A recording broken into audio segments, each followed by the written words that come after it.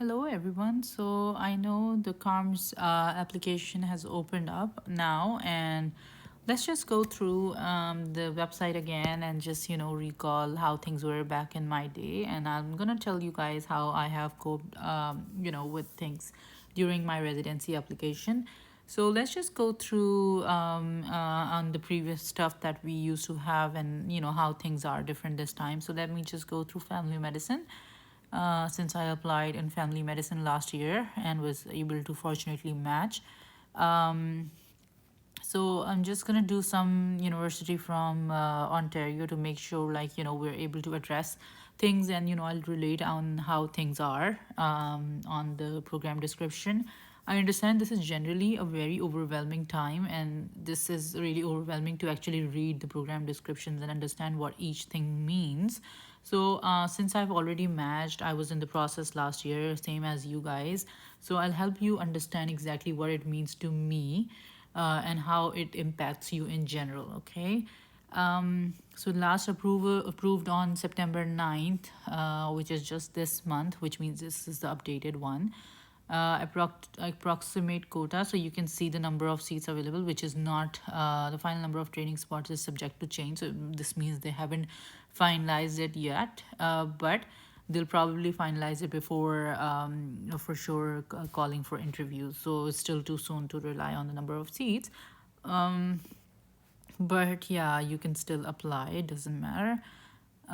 Let's just see the program description once again. So you have the program director's name on the top, and then the address, website of interest. So this tab is basically where the blue family medicine is written. This is basically that is when you are gonna be applying for a certain university, or you have got, let's say you're writing your personal statement, you can read this website as well. But then I would suggest you highly read this before your interview.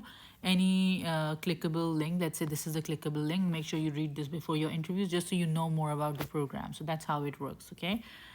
So anytime you have an interview invite, make sure you using or reading the websites of interest before your interviews, okay? Just so you know more about that. Program contacts, you don't have to do really anything about that. Information, important information. So all IMG is expected to residency training program will be required to undergo assessment AVP, which I'm actually going through. So as an IMG, you have to go through an AVP of normally 12 weeks in length, and that is required by College of Physicians and Surgeons of Ontario, to obtain educational license to enter the residency program.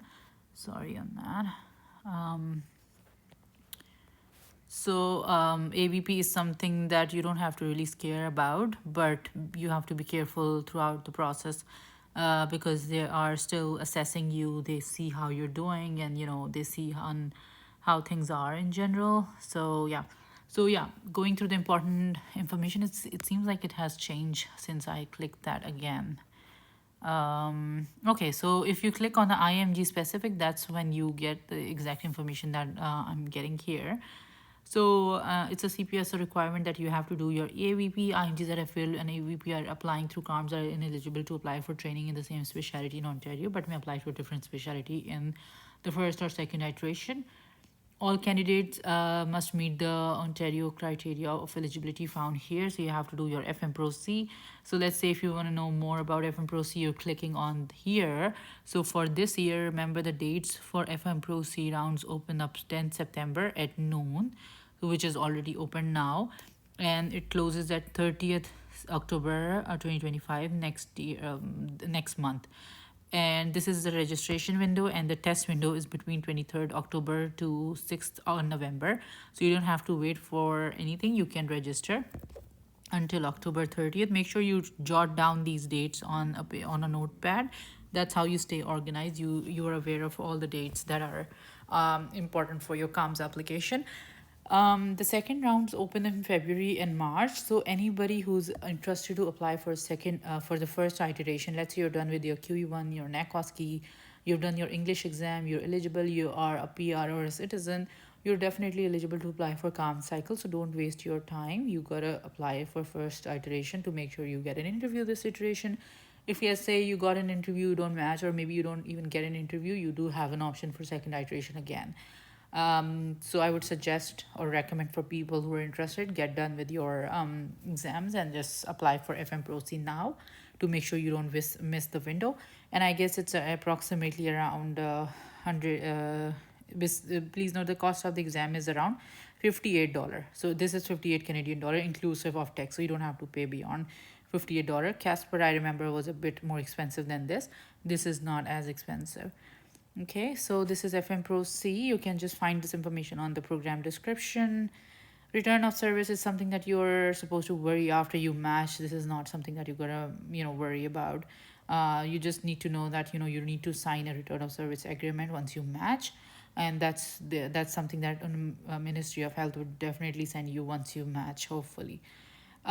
Supporting documents, make sure all your documents are in place. Your Canadian citizenship, if you're one. Um, your confirmation of permanent residence in Canada. So your photo ID must be notarized, and it should be notarized by.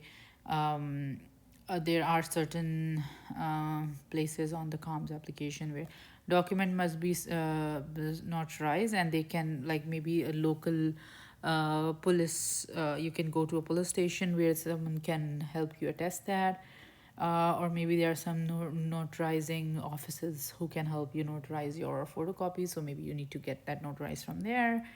Moving forward to language proficiency, you can do either one of them, IELTS, OET, or anything. So by now, I believe most of you might have been done with that as well. Examination QE1 is a requirement. Passing NACOSC is another requirement. FMProC is something that I've already shown you guys. Be prepared. Make sure you have names of the people that you're gonna approach for your reference letter, and what are you gonna ask them for is their email address, because you will be putting up their emails on CaRMS application, and then CaRMS will directly send the forms to those supervisors whose email you have put in, and then they will be completing the form and sending back to the CaRMS again.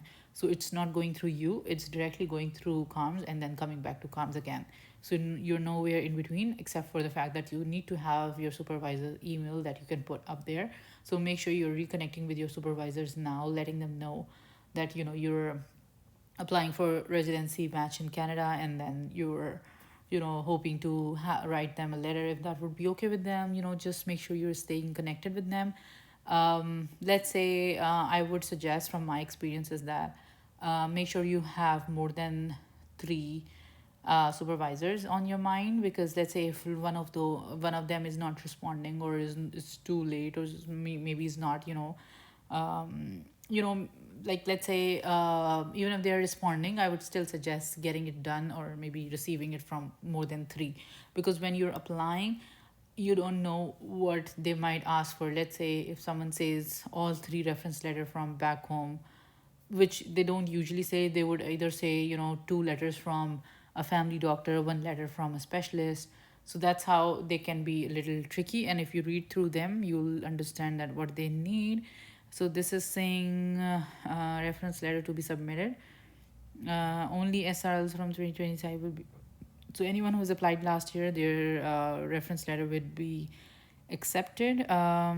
So the SRL was developed by a group. Three SLR, so three letters are recommended, required. If possible, one or more from family physician is helpful, but not required. So this is something that is same from the last year, right? Then going to the transcript, obtain your medical transcript from your school, upload directly to your CaRMS account. Follow your school's policy regarding accessing. So you have to upload your transcript directly on CaRMS. Ask your schools to upload your transcript through CaRMS, transfer the transcript. Okay, so there are three options for transcript. Either you can directly upload it on the CaRMS, number one.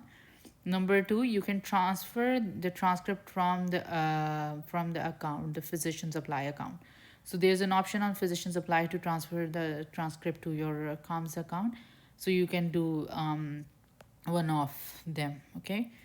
MSPR is the talk of the town. So this is a document that your college gives and says that you have graduated and there's no concerns throughout your medical years. If you, let's say your school does not provide an MSPR, what you can do is you can write a letter saying that your college doesn't provide it, and you make sure that your MSPR letter is attached to your application, like the letter that's saying that your school doesn't provide it, or maybe they have an alternative document that they can provide instead of MSPR. So make sure you've started connecting with your school as well. So these are the important things that you have to do now. Like September is the time you have to figure out your MSPR, you have to figure out your reference letters, who's going to be your referee. You have to make sure you have registered for FMProC exam. Make sure your NAC and QE1 is not a problem. They should be there on physicians apply. Make sure your English exam is done. Make sure your this document is available and it's certified or whatever it says, right? Moving on, the personal letters. Personal letters is something that you not really need to stress about right now, but I would suggest, highly suggest, start making a draft. Start making a draft about your CV as well. Make a rough draft on your personal statements about your CVs to make sure you started working on that. Usually the word limit is between 500 to 1000, but make sure you don't go beyond that. And anything that is let's say asked in the program description, make sure you address that. Let's say in this program description they're asking, describe how your background experiences have led your interest and commitment to a career in family medicine, and your understanding of the role of family physicians in Canada healthcare system, and so and so. So whatever they're asking, make sure you're incorporating this questions or this scenario in your personal statement. School diploma must be graduate accepted medical listed in this list. Optional is photograph. Photograph is mostly optional for most of the school except for one or two.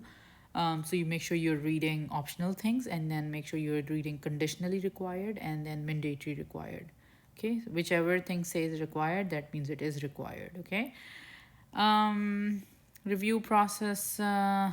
So this is something that you don't need to stress out now. Even for interviews you don't have to stress out now.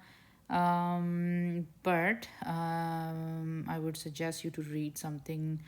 Let's see, the file review process. So if you know, so the file review process, the only thing that you gotta know about this is that average percentage of applicant interviewed, who are offered interview is 25%, and the file component that they consider to call you for interview is like your CV. So your CV matters, your electives, if you have done it matters, your examination. So FMProC, NAC, and QE1 matters for you to have an invite for interview. And it says approximately 600 to 700 candidates with top scores will be offered interview. So make sure your scores are good. Even if they're not good, I wouldn't recommend you to stress out on it for now. Just keep going and make sure rest of this application is really good. Extracurricular activities, so they're interested in that. Your leadership skills, if there's something, make sure you highlight that on your CV or your personal statement that you do have a leadership thing that you have done in the past. MSPR, personal letters, reference letters. So 3 reference letter, research publications, something that they would consider before calling you for an interview. Transcript can demonstrate strong academic performances in general.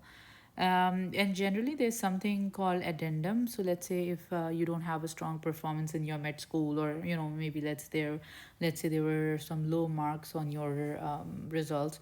So you don't need to stress out on that, because sometimes what happens is like they let you write on your personal statements an addendum.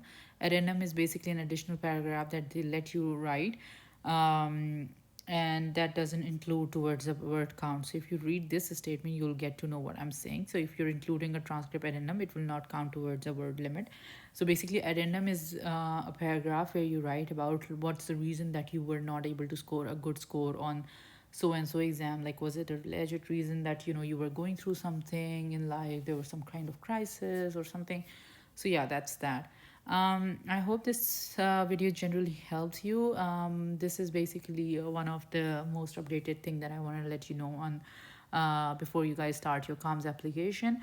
One more thing, like if anybody is interested to do a personal consultation with me where I can help you, draft your CV or maybe look into your profile and tell you exactly what you can highlight on your profile or what are the strong points on your profile. So make sure you can just drop me an email and I'll reach out to you. I would suggest you to start preparing for interviews now. There are a few things that I always recommend is like having good stories. If you're having trouble with finding good stories about, let's say, in your entire career you feel like there's no remarkable thing that you can talk about, I guarantee you there's still a lot of stuff that you feel is not important, but it's way, way, way more important than how you think about it. So I can help you with that for sure. I hope you find this video helpful, and if you guys have any questions, you can comment down below or reach me out. Thank you so much for watching. Make sure you subscribe to my channel. Thank you.